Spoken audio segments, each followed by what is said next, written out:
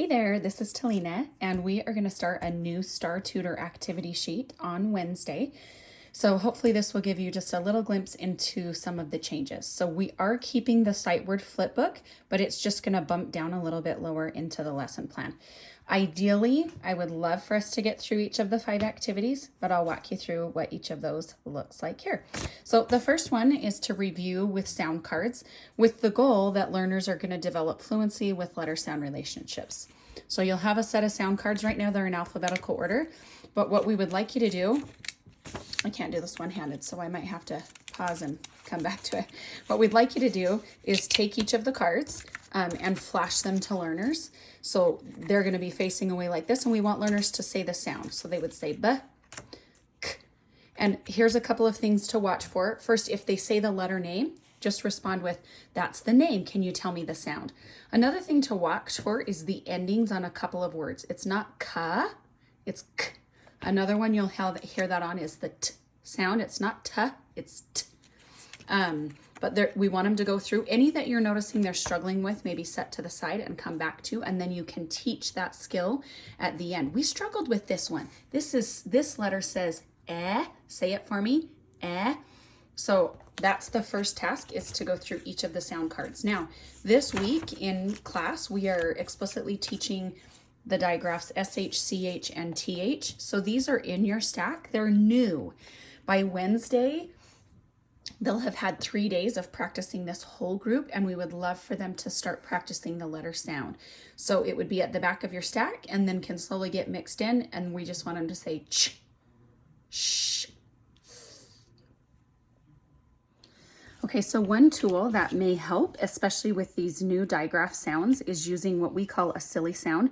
So the learners have learned one silly action or kinesthetic movement that goes with each sound of the alphabet. I will include this on the back of your Star Tutor sheet if you want them for reference. It just goes through what each of the actions are.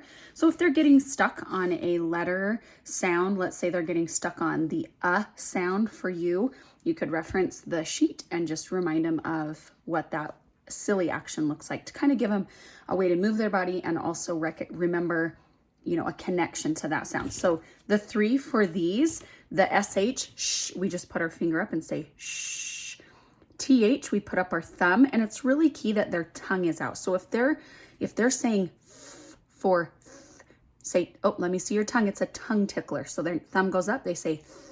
And the last one for CH, we point to our chin, we tap, we say ch. So those little actions may help them as they're going through these sounds.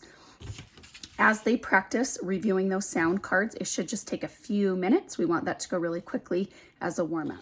Okay, so the second activity on their sheet is called a blending drill. Our learning intention here is that learners will read CVC words accurately. Now, these are primarily a nonsense word, which is what we want. We want learners to practice blending sounds, not relying on cues or even like a word that they already know. So what's going to happen is you're going to have 3 stacks of cards. It actually is one full alphabet stack and the vowels that are separate. It doesn't matter what vowels go on each side, or excuse me, what consonants go on each side, but keep your vowels in the middle. We do have the digraph sounds that you can shuffle into the back so that they can start reading those. But ultimately, you're going to do this with 5 words each day. They're going to tap b. This is a bad one because they're not going to like what it is, but okay. B, n, and then they need to put it together, bun. And then you're going to switch one card in the stack. You might choose to switch a middle sound, a beginning, middle, or an ending sound, and just switch it up each time. So then they're going to read k, n, put it together, kun. And it's great that they're nonsense words. We're totally good with that. So this is the second activity that we want you to do. And again, we want you to do 5 words each day. So then we're going to do the sight word flip book. So hopefully this is going fairly quickly because they're practicing it each day if they're ready to add a new word. And I know that in the past we've said with 5 checks. I'm fine if we keep that, but if you're feeling like a learner is ready to move on and add an additional word before 5 checks, if they only had 3 checks, that is totally up to your discretion. Okay, Familiar reading is also familiar to you. Our learning intention is just that our kids are able to fluently read grade level text. So if they can pick out a different one each time that we do that, that's helpful so that they're continuing to practice blending the words that are in that passage is perfect. Just have them read one passage each day. And then the last thing is writing. So you're going to be dictating 3 words from a list on the bottom. Learners are going to be able to accurately write grade level words using correct letters to represent sounds. So these are divided into middle sounds. With the exception of the last column, there's 2 digraph words for each digraph.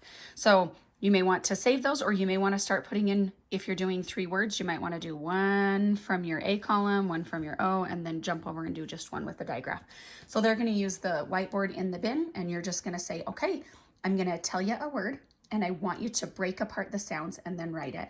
So the word is hat, and they should not see this. You're saying it. They're just hearing. So you could say the word is hat. Say it for me. They should say hat, and I would say break it. So I did put this on here. The learners will first tap the sounds or break it. Sometimes we tap like this, at, or they might take their hand and chop, at, whatever works for them. But if they need you to model for them, this is something we do all of the time. But if they act like they don't know what to do, give them an option. So you're going to say it, they're going to repeat it back, then they're going to tap it, and then they need to write the sounds for that word. So just 3 words each day, and that's it. So the fruities are still going to be in there.